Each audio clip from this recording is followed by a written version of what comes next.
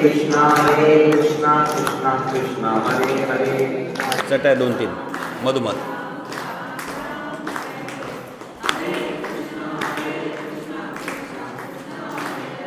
हरे राम राम राम हरे हरे.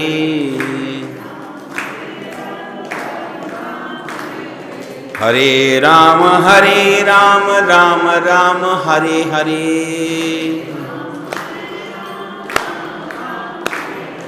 हरे राम राम राम हरे हरे.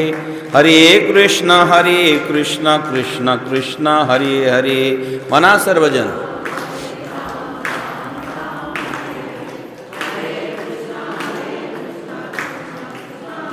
पुंडलिका वरदा हरिविठ्ठल श्री ज्ञानदेव तुकाराम पंढरीनाथ भगवान की जय. सद्गुरु नारायण गिरी महाराज की जय. अलख निरंजन आदेश. धन्य धन्य अडबंगनाथा तुमच्या चरणी ठेवितो माथा. राम भरोसे राम बिनु राम नाम बिसवास. सुमिरन सुमंगल कुशल मागत तुलसीदास.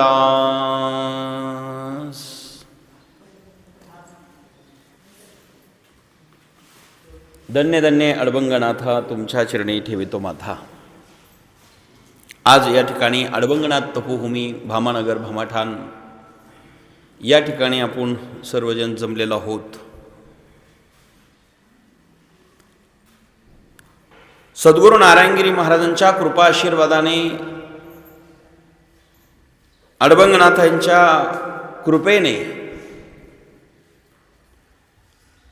आपण सर्वजण दर महिन्याच्या मासिक पौर्णिमा निमित्ताने अडबंगनाथाची वारी करत आहात. या ठिकाणी आलेल्या सर्व भाविकांना मनापासून धन्यवाद. आज ज्यांची महाप्रसादाची पंगत आहे ते आदरणीय श्री दशरथरावजी बोरकर साहेब कासारे आणि त्यांचा परिवार. या परिवाराच्या वतीने आजची महाप्रसादाची पंगत या ठिकाणी आहेत. माघ पौर्णिमा आजची आहेत. आजची पौर्णिमा वर्षातली सर्वश्रेष्ठ पौर्णिमा आहे, कारण या महिन्यामध्ये जगद्गुरु तुकोबरायला अनुग्रह प्राप्त झाला होता. या ठिकाणी आपण सर्वजण उपस्थित आहोत, जमलेलो आहोत. आमच्या विशेष म्हणजे जोरव्याच्या ताई या ठिकाणी थोरात ताई आलेल्या आहेत, ज्यांच्या हाताने गुरुवारी नारायणगिरी महाराजांनी आयुष्यभर भोजन केलं. दामदार थोरात साहेबांचे त्या भाऊजाई आहेत, मंत्री साहेबांच्या, आणि ताई आणि त्यांचा संपूर्ण परिवार या ठिकाणी उपस्थित आहे. आम्ही जेव्हा विद्यार्थी अवस्थेत होतो तेव्हापासून आमचा या परिवाराचे संबंध आहे. गेले 35 वर्षापूर्वी 40 वर्षापूर्वी तेव्हापासून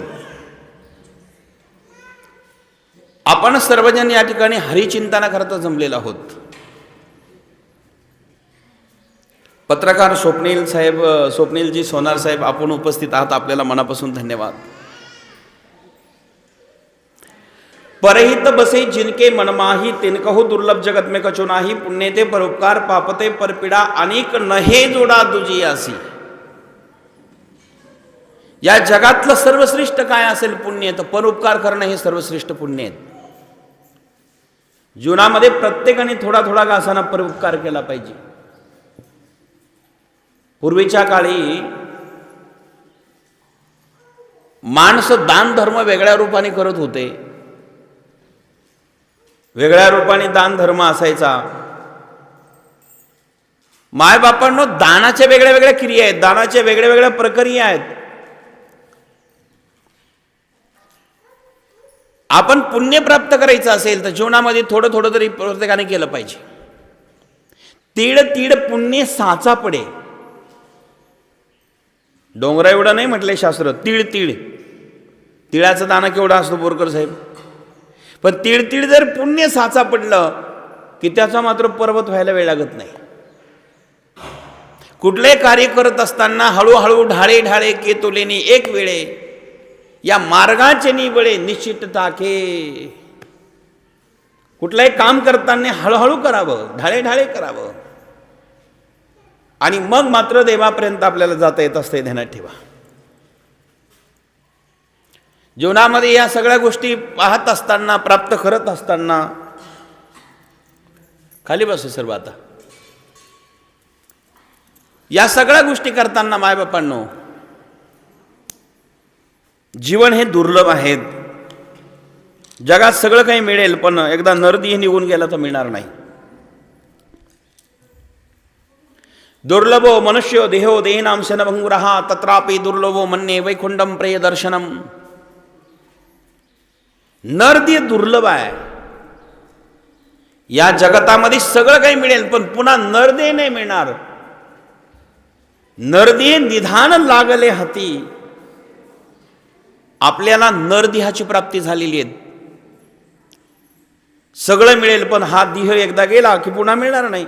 मागुता हा नाही मनुष्य देह. मग मनुष्य देह मागुता नसेल तर आपल्याला मिळालेला असेल तर त्याचा क्षणक्षणाला आपण विचार केला पाहिजे. क्षणक्षणा हाची करावा विचार, तरावया पार भवसिंधू. भवसिंधू तरुण जायचं असेल, प्रत्येक क्षणाला माणसाने विचार करावा. आजचा क्षण आपल्याला मिळालेला आहे, कळाला का? मिळालं हे बरोबर आहे, पण कळाला का? आणि जर कळाला असता तर व्यर्थ व्हायला जाऊ दिला नसता.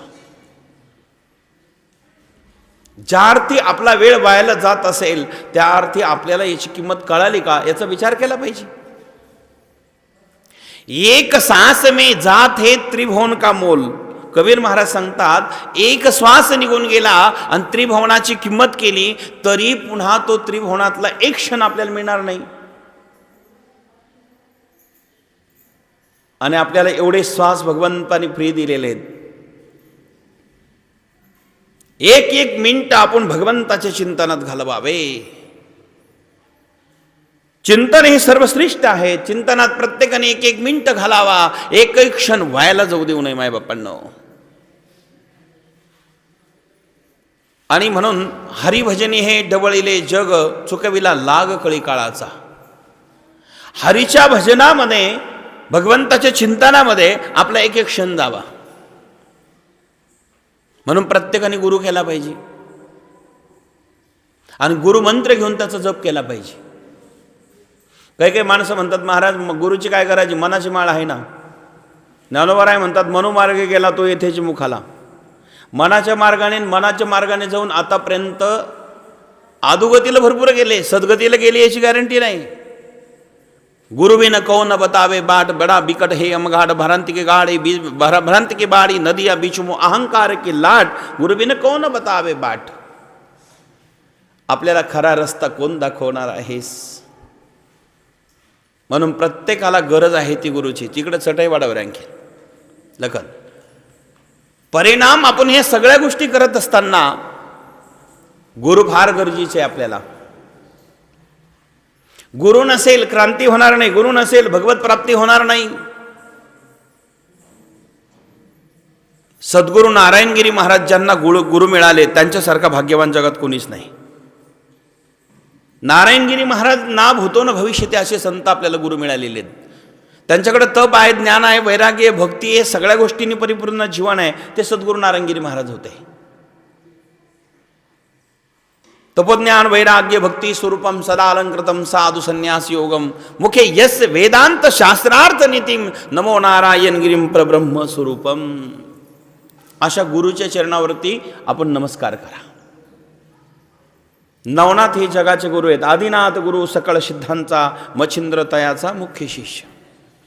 आपण सर्वजण म्हणतो की नाही, आदिनाथ गुरु, आदिनाथ उमा बीज प्रगटले, मच्छिंद्र लाधले सहज स्थिती, तेची प्रेम मुद्रा गोरक्षाने दिदली, पूर्ण कृपा केली गैनीनाथा. विचार करा, गैनीनाथांपर्यंत ही पूर्ण कृपा ज्यांच्यावरती झाली ते नाथ आहे. मायबापांना विचार करा. नाथ महत्वाचे जीवनामध्ये. आदिनाथ उमा बीज प्रगटले. उमा म्हणजे पार्वती, भगवान शंकर आणि पार्वती संवाद करत असताना भगवान शंकर आणि माता पार्वतीचा संवाद चालू आहे आणि त्या संवादामधून जे ज्ञान प्रगट झालं ते ज्ञान मच्छिंद्रनाथाला मिळालेलं आहे. मिळणं वेगळं, कळणं वेगळं, अट्टहास करून प्रयत्न करून मिळणं वेगळं आणि सहज लाभणं हे वेगळं. मच्छिंद्राला अट्टहास करावा लागला नाही, मच्छिंद्रनाथाला प्रयत्न करावा लागला नाही, मच्छिंद्राला सहज योगायोग प्राप्त झालं. ही गुरुची कृपा आहे. मच्छिंद्रा लादले सहज स्थिती. आपण नेहमी म्हणतो ना, मच्छिंद्रा लादले सहज स्थिती. स्थिती कोणती होती? सहज होती. भगवंतांनी गीतेमध्ये सांगितलं, हे अर्जुना, कर्म करत असताना सहज कर्म कर, फार अट्टहास करू नको. सहज कर्म ते कौंतेय. कौंतेय म्हणजे अर्जुन, तू सहज कर्म कर. एक दिवस आपण सर्वजण जाणार आहोत. मग जाणार जर आहेच आहे, पण किती दिवस राहणार याची गॅरंटी कोणाला आहे? आपण इथे बसलेलो आहोत, राहणार किती दिवस याची गॅरंटी आहेत का? जाणार हे नक्कीच आहे. येथे उरू नाही आले अवतार, येरती पामर जीव किती. जन्माला आलेले सगळे गेले. आजा गेला, पंजा गेला, बाप म्हसना गेला रे, देखत देखत नातू पंतू तोही तैसा झाला रे.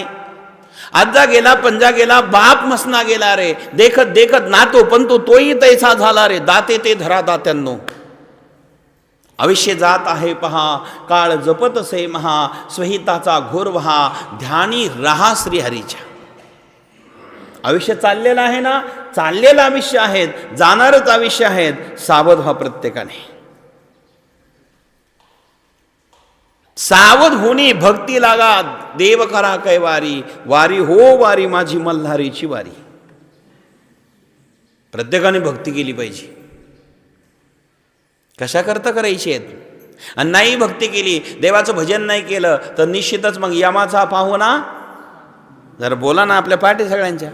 यमाचा पाहुणा, यमाचा पाहुणा, यमाचा पाहुणा प्राणी हो.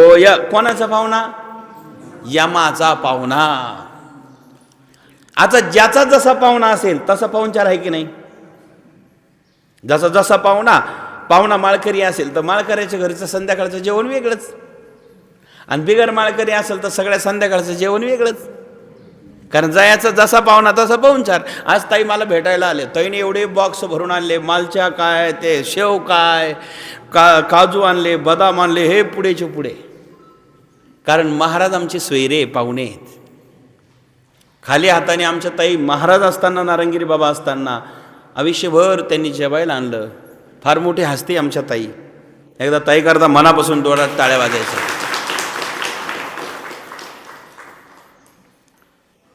ताईंच्या भावांकडे मी जात असतो, वडगाव पान हसे मामा.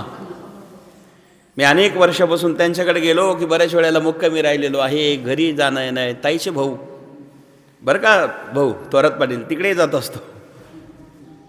मायबापांना माझा मुद्दा काय आहेत? मच्छिंद्र पाटील कोते साहेब आले, तुम्हाला धन्यवाद आहे. पाहुणा जसा असेल तसा असणार पाहुणचार आहे की नाही बोरकर साहेब?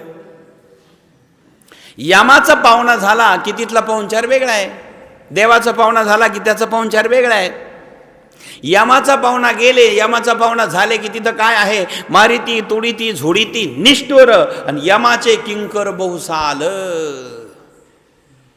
ते मारतात, तोडतात, झोडतात, काय करतात? या सगळ्या गोष्टी ते करतात. मारतातही, तोडतातही, झोडतातही.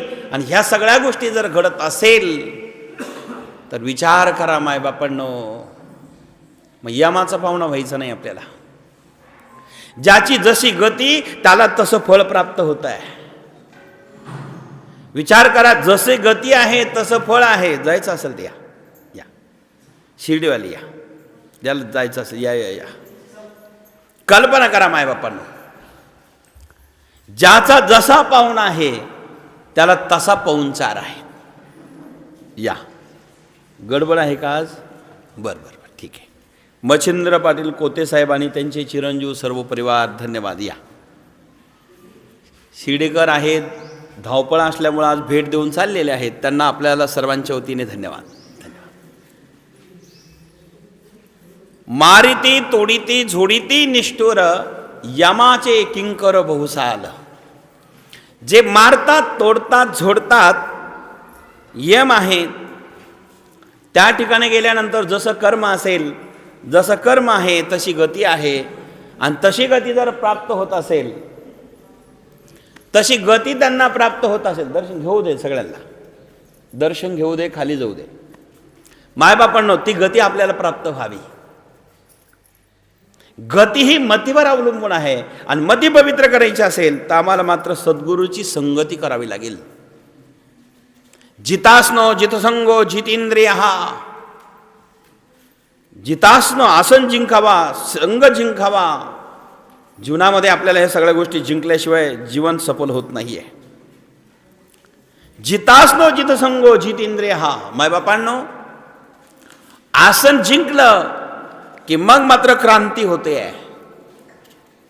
भागवतामध्ये फार सुंदर असं वर्णन आहे. जितासनो जितसंगो जितेंद्रिया. संग जिंकायचं कसं करता? कारण गुण अथवा दोष संगतीवर अवलंबून आहे. गुणही संगतीने येतात आणि दोषही संगतीने येतात. संगतीनेच गुण आहे, संगतीनेच दोष आहे. मग दोष आणि गुण संगतीने असेल तर प्रत्येकाची संगती चांगली असावी, चांगल्याचीच असावी. आणि चांगल्याची संगत नसेल तर गुण दोष मात्र आपल्याला प्राप्त होतात. जसे संगत आहे तसं फल आहे. मग संगतीवर गुण दोष असेल तर प्रत्येकाने चांगल्याची संगती केली पाहिजे. एका कुळात जन्माला आलेले दोन पोपट एकाच घरात जन्माला आले, एकाच कुळात जन्माला आले, एका परिवारात जन्माला आले. दोन पोपट एकाच कुळात जन्माला आलेले होते. लहानचे मोठे एका कुळात झाले, लहानचे मोठे झाले. पोपट एकदा भरारी करण्याकरता आकाशात त्यांनी भरारी मारली. उंच भरारी आकाशात गेली आणि आकाशात उंच भरारी गेल्या गेल्या ते जे पोपट आहेत, एक वारं आलं, झलक आली वाऱ्याची आणि गरगर गरगर गरगर जाऊन एक पोपट एका डोंगरावर जाऊन पडला. एक असणारं वाऱ्याच्या झलकेने दुसरा पोपट एका गावात जाऊन पडला. त्या गावात पडला, त्या गावात गेला. ती गल्ली चोराची होती. एक पोपट जाऊन चोराच्या गल्लीत पडला, एक पोपट जाऊन एक डोंगरावर पडला. तिथं साधूचा आश्रम होता. साधूच्या आश्रमामध्ये जाऊन एक पोपट पडलेला आहे आणि तो पोपट साधूच्या आश्रमामध्ये गेला. त्याला सत्संग प्राप्त झाला. सकाळी गीतापाठ, वेदपाठ, ब्रह्ममुहूर्तावर उठणं, पहाटे 4ला उठणं, नामस्मरण करणं, हरिचिंतन करणं, हे संस्कार एका पोपट्यावरती झाले. आणि दुसरा जो पोपट आहे तो मात्र उठल्यानंतर जंगलामध्ये होता. तो असणारा गावात जाऊन पडला. ते गावात गेल्या गेल्या ती जी गल्ली होती ती चोराची गल्ली आहे. बोरकर साहेब, ती चोराची गल्ली आहे. आणि चोराच्या गल्लीत गेल्या गेल्या तिथे एकच होतं, आला रे धरा रे मारा रे, आला रे धरा रे मारा रे, आला रे धरा रे मारा रे. हे संस्कार त्यांच्यावर झाले. ऐकताय ना आपण? हे संस्कार त्यांच्यावर झाले. आला रे मारा रे धरा रे, आला रे मारा रे धरा रे. हे संस्कार ज्या वेळेला त्यांच्यावरती झाले आणि मग त्या पोपटावर हे आला धरा मारा, माला धरा, आला मारा धरा, चोराची संगत घडली. आणि एक पोपट असा होता, सुस्वागतम आगतम, आश्रमात साधूच्या संगतीत सकाळी उठला की कराग्रे वसते लक्ष्मी, कलमुरे सरस्वती, कर मध्ये तो गोविंद, प्रभाते कर दर्शनम. समुद्रवसनी देवी पर्वतस्तन मंडले विष्णुपत्नी नमस्तुभ्याम पादस्पर्शम समास्वमे. हे जे काही संस्कार झाले होते ते एका पोपट्यावर. आणि एक असा झाला होता मायबापांनो, एक दिवस राजेसाहेब आले.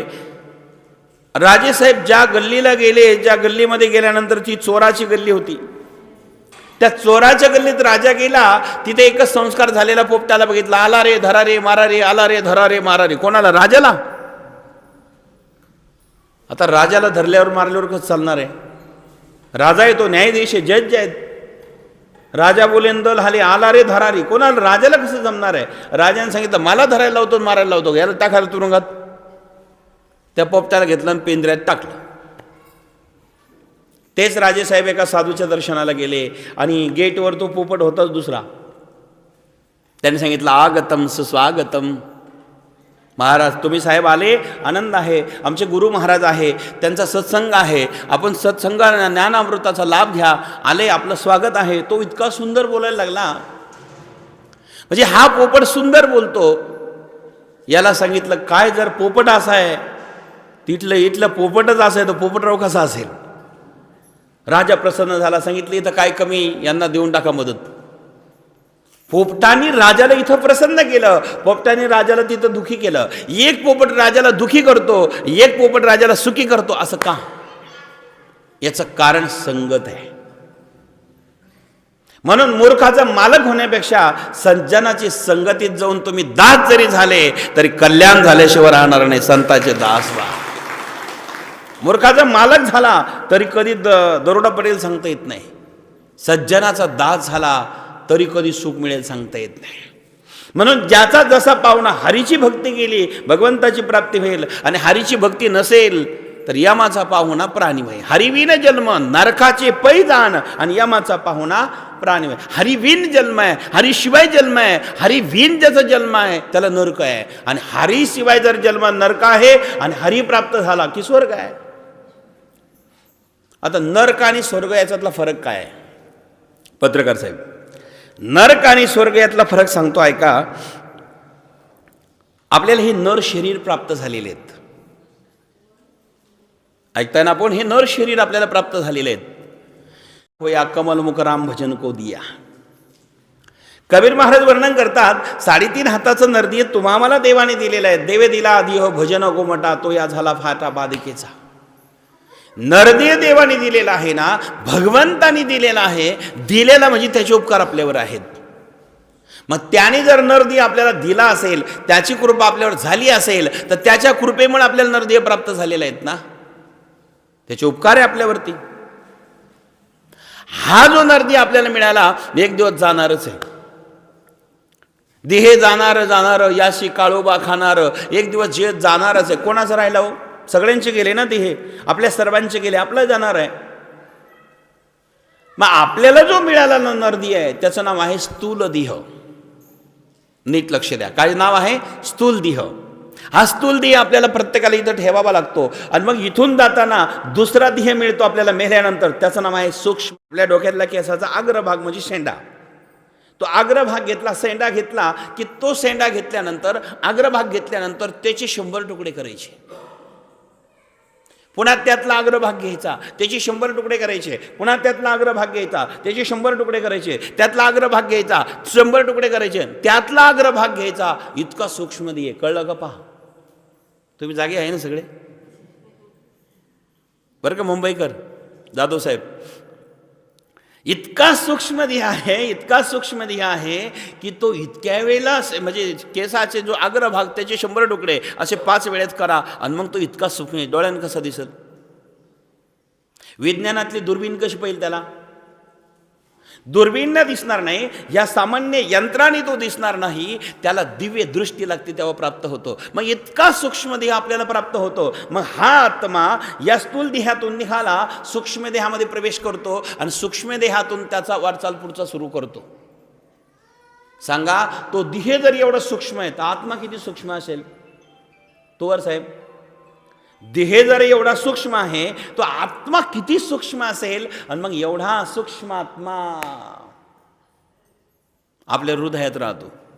मुंगीच्या हृदयात तो, हत्तीच्या हृदयात तो, मानवाच्या हृदयात तो. आणि मग हा आत्मा स्थूल देहातनं सूक्ष्म देहात प्रवेश करतो, आणि पुढची वाटचाल चालत असताना, वाटचाल करत असताना, पुढे प्रवेश करत असताना, चालता चालता चालता चालता, आणि मग मात्र तो पुन्हा जंक्शन स्टेशनवर जातो. लक्षात येतं का? जंक्शन म्हणजे कुठेही जा, रेल्वेचं जंक्शन स्टेशनहून कुठेही जाता येतं, त्या स्टेशनला जातो. तिथे गेल्यानंतर 2 पुन्हा दुसरे देह मिळतात. पहिला देह नरदेह, दुसरा देह आत्मा नेण्याकरता सूक्ष्म देह, आणि वरती गेल्यानंतर जंक्शन आलं. पुण्य केलेलं असेल तर याला दिव्य शरीर प्राप्त होतं, आणि ते सुख भोगण्याकरता स्वर्गात घेऊन जातात. आणि पाप केला असेल तर याला यातना देह प्राप्त होतो, आणि यातना देहामध्ये आत्मा प्राप्त करतो, आत्मा जातो, आणि मग मात्र नरकात याला घेऊन जातात. म्हणजे सूक्ष्म देहातनं परिवर्तन झालं, दिव्य शरीर प्राप्त झालं पुण्य असेल तर, आणि यातना शरीर झालं पाप केलं असेल तर यातना शरीर प्राप्त होतं. मग यातना शरीर जर प्राप्त झालं मग नरकाचं दर्शन आहे. नरक किती? 28 आहे. मग एक नरक जे आहेत ते वेगळे वेगळे प्रकारचे नरक आहेत. एक नरक असा आहे की तो शरीरामध्ये एक किडा घुसतो, सगळे शरीराची छेल्ली करतो, पण शरीर काही मरत नाही, कारण ते शरीर मात्र संपत नाही, वेदना खूप होतात. त्याचं नाव अशी जर्जर झालेलं शरीर जे आहे ते यातना शरीर. यातना भोगण्याकरता जे शरीर आहे तेच तो किडा मोडून भोसके पाडतो, तरी पण त्याच ठिकाणी तो मरत नाही. कारण का मरत नाही? त्याला यातना प्राप्त होतात. त्याचं नाव यातना शरीर आहे. असे 28 नरक आहे. एखाद्याने अन्याय केला असेल, एखाद्याने चोरी केलेली असेल, एखाद्याने नको ते व्याभिचार केला असेल, प्रत्येक नरकाचं वर्णन वेगळे वेगळे आहे. एक नरक असा आहे, नदीच असते पाण्याचीच नदी असते, पण त्या नदीमध्ये माणसाला जाता येत नाही. पाण्याचीच नदी आहे, पण जर आपण बोट घातलं की जसं ब्लेड पाणी चर्रकन कापतं तसं ते पाणी शरीराला कापतं. शरीराला ते पाणी कापतं, जसं पाणी ब्लेड पाणी जसं कापतं, आग होती, वेदना होते, ते चर्रकन पाणी कापतं. पाण्याने माणसं कापल्या जातात. इतकं पाणी असणारं डेंजर असतं, त्या नदीतून जावं लागतं. हा आत्मा जात नाही. तिथं असणारे खाकी कपडेवाले 2-3 दूत असतात, त्यांच्या हातात दंडुके असतो. घुसमध्ये नाही गेला मारतात ते. मारी ते तोडी ती झोडी ती निष्ठूर, माडी ती तोडी ती, मारी ती तोडी ती झोडी ती निष्ठूर, यमाचे किंकर बहुसाल, यमाचे किंकर बहुसाल. मारतात, तोडतात, झोडतात, नाही गेलं का दंडुक्याच मारतात. त्या नदीतून पलीकडे जावं लागतं. दुसरी एक नदी असते पुवाची. आपल्या हाताला जखम झाल्यावर कसे पू निघतो, आणि जखम झाला, पू निघला, कोणाला बरं वाटतं का हो त्याच्या जवळ जायला? एखाद्याला जर असणारा सडलेला माणूस असेल, एखाद्याला पू निघलेला माणूस असेल, माणसं म्हणते अरे काय दुर्गंधी येते रे. दुर्गंधी आली, माणसं तिथं जवळ जात नाही. विचार करा, दुर्गंधी आलेल्या माणसाजवळ माणसं बसत नाही. पण अशी नदीच पुवाची असते, त्याच्यात याला घालतात. ते नाका डोळ्यात पू जातो, डोळ्यात जातो, नाकात जातो, त्याला ही वेदना सहन होत नाही. नाही गेला की दंडुकेच आहे. नाही त्या यमासी करुणा, त्यांना करुणा येत नाही. नरक आहे तो मारतात, तिथं जावं लागतं. सांगा मग असे नरक अनेक प्रकारचे आहेत. 1 इंच चावल्यानंतर जशी जी वेदना होती, जे दुःख होतं, असे 1000 विंचू चावल्यानंतर जे दुःख आहे, अशा नदीतून आपल्याला प्रवेश करावा लागतो. एकाच वेळेला 1000 विंचू डंस करतात, ही वेदना आपल्याला दुःख भोगावं लागतं. का? जसं पाप आहे तसं.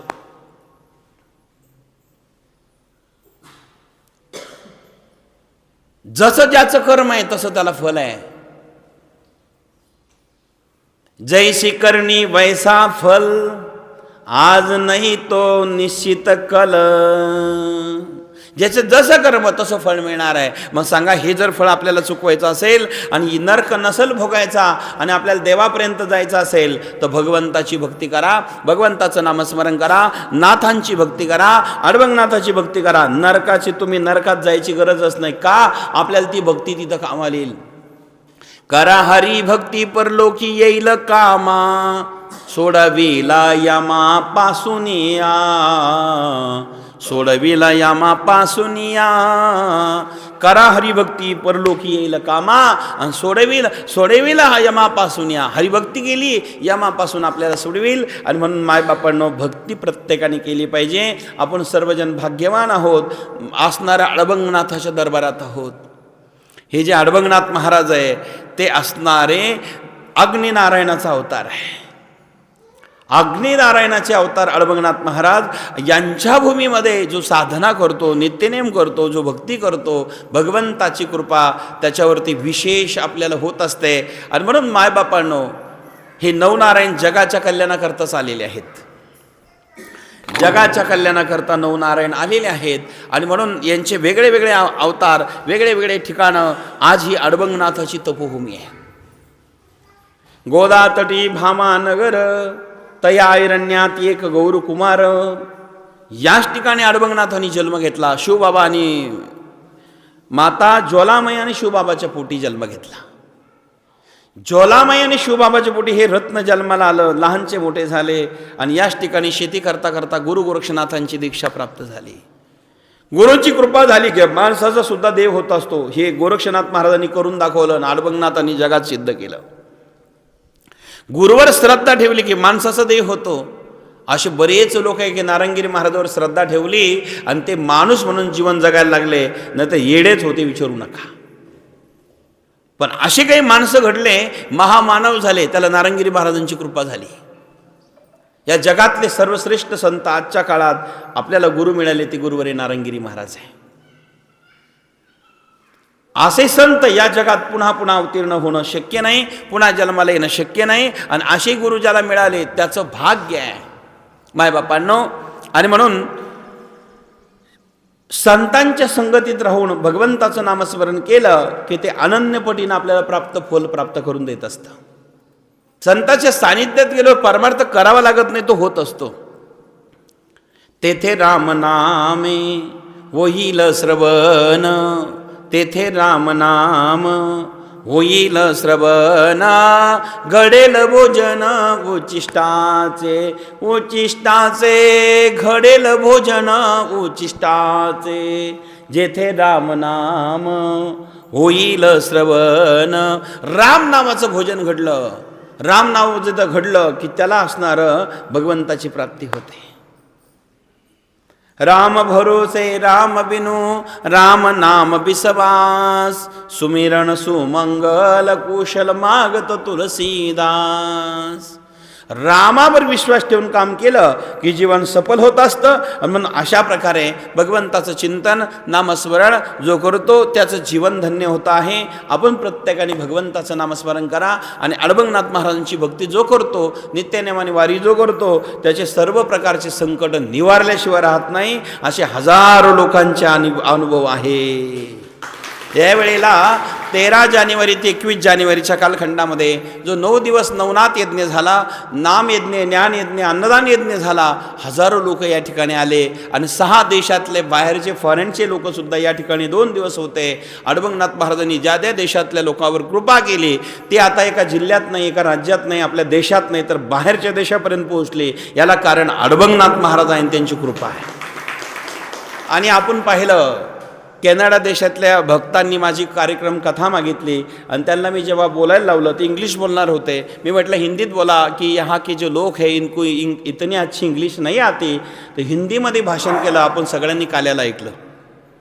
बीजीच्या दिवशी 20 तारीख आणि 21 तारखेला 2 दिवस येऊन बाहेरच्या देशातल्या लोकांनी सेवा अडबंगनाथाची करावी, तर आपण का करू नये महाराज?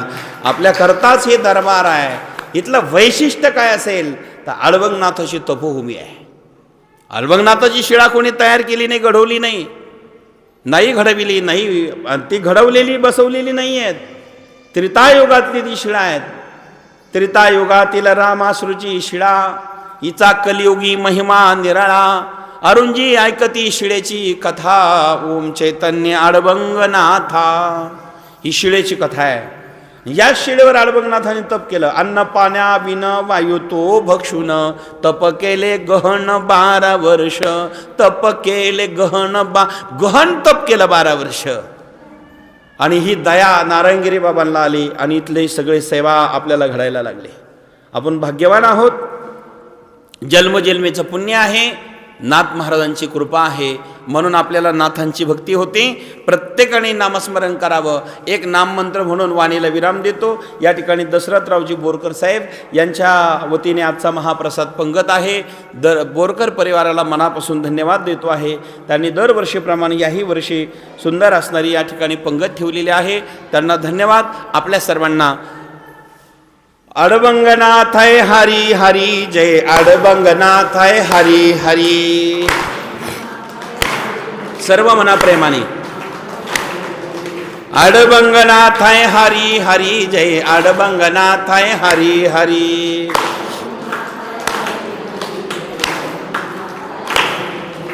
अडबंगनाथाय हरी हरी जय. नारायणगिरी हरी हरी.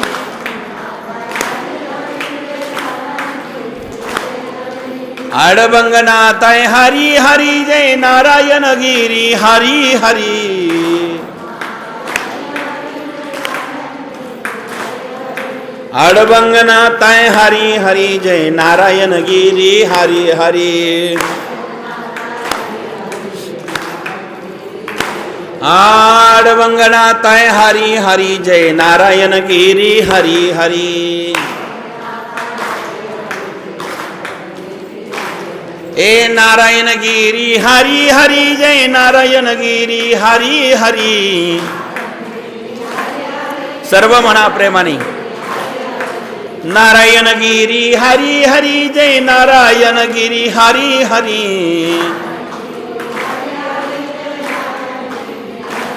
हे अडबंगनाथाय हरी हरी जय नारायण गिरी हरी हरी.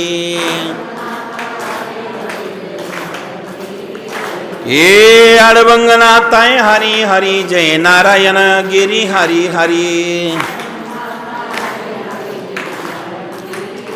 अडबंगनाथ महाराज की जय. एक घोषणा करूया सर्वांनी. सरळ बसा. कुरुसे भूषण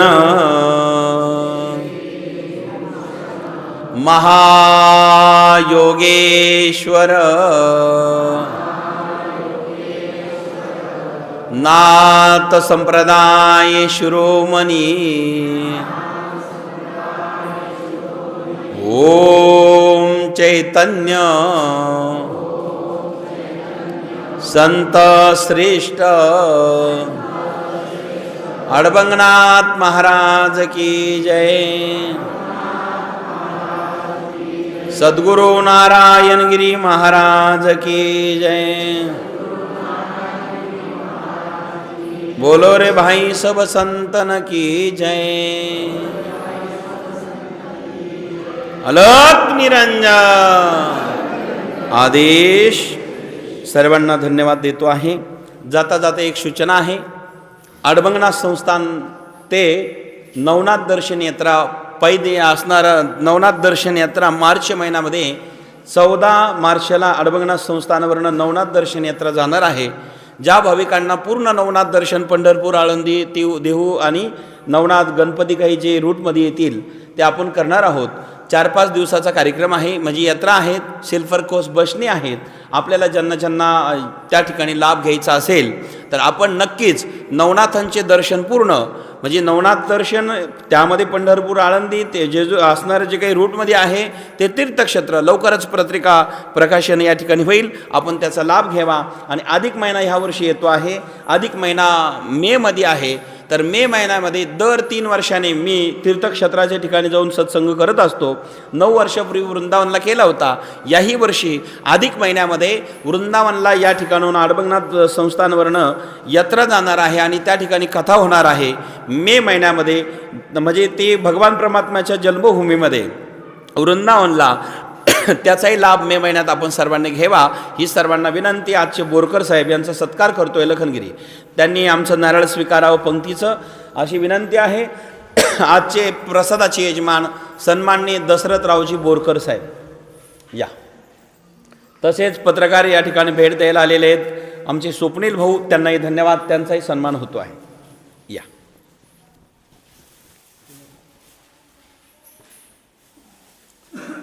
अडबंगनाथ महाराज. आजचे अन्नदाते सन्माननीय बोरकर साहेब आणि संपूर्ण परिवार. स्वप्नीलजी या. आपणही भेट दिली, पत्रकार या ठिकाणी आलात, तुम्हालाही मनापासून धन्यवाद. नारळ या. अडबंगनाथ महाराज की धन्यवाद. बोरकर साहेब 2 मिनिटं आता शुभेच्छा द्या. नाथ महाराज जय.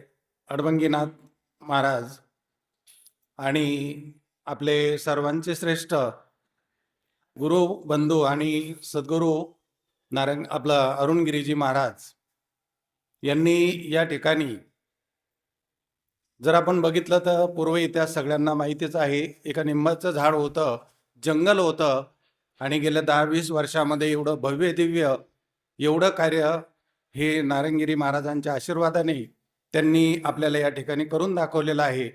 त्यांच्यावर सर्व परिसरातील भक्तांची नितांत श्रद्धा आहे. त्यांना कधीही वेळ नसतो. आम्ही बऱ्याच वेळेस येतो, सतत ते कीर्तनामध्ये सेवेमध्ये व्यस्त असतात. आम्ही डोराळ्यावरून या ठिकाणी आमचे काही भक्त महाराजांना भेटायला आलेले आहे. आम्ही दरवर्षी वर्षातून 3-4 वेळेस आमची महाराजांची भेट होते. परंतु अनुभव सांगायचं म्हटलं तर या ठिकाणी आलेल्या सर्व भक्त तन मनाने जर आलं तर आपल्या मनातल्या इच्छा खरोखरच पूर्ण होतात. आम्ही गेले 20 वर्षापासून या ठिकाणी नेहमी येतो. महाराजांच्या कृपेने आमचं सर्व काही खूप चांगलं झालेलं आहे. कारण जशी म्हणतो आपण, जशी श्रद्धा तशी त्याची फळं मिळतात. आणि महाराजावर आमची नितांत श्रद्धा आहे. अनेक वेळा आमची फॅमिली, आमच्या गावातील प्रतिष्ठित नागरिक माझ्याबरोबर या ठिकाणी येतात. महाराज जर त्या भागात आले तर आवर्जून आमची आठवण काढून घरी येतात. आणि घरी आल्यानंतर जो आनंद आहे तो संतांचा वेगळाच असतो आणि त्या आनंदाचा उपभोग आम्ही या ठिकाणी घेतो. आणि खरोखरच माझी या ठिकाणी भक्तांना विनंती आहे, जशी श्रद्धा असेल तसं फळं मिळतील. हे अडभंगीनाथ आहे. अडभंगनाथ महाराज सांगतात की जे मनात जे आहे ते अडभंगीनाथ आपली इच्छा पूर्ण करतो.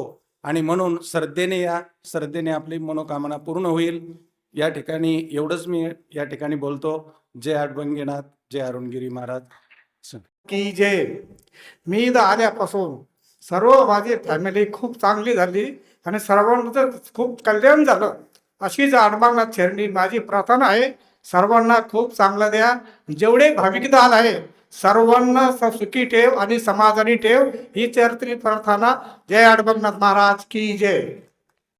महाराजांच्या चरणी जी सर्व लोक येतात, अडभंगनाथांच्या चरणी जी सर्व लोक येतात, अडभंगनाथ त्यांचं कल्याण केल्याशिवाय राहत नाही. तेव्हा सर्व जे लोक इथं आलेले आहेत त्या सर्वांचं कल्याण होवो आणि असंच पाठबळ राहावं, ही अडभंग चरणी प्रार्थना. जय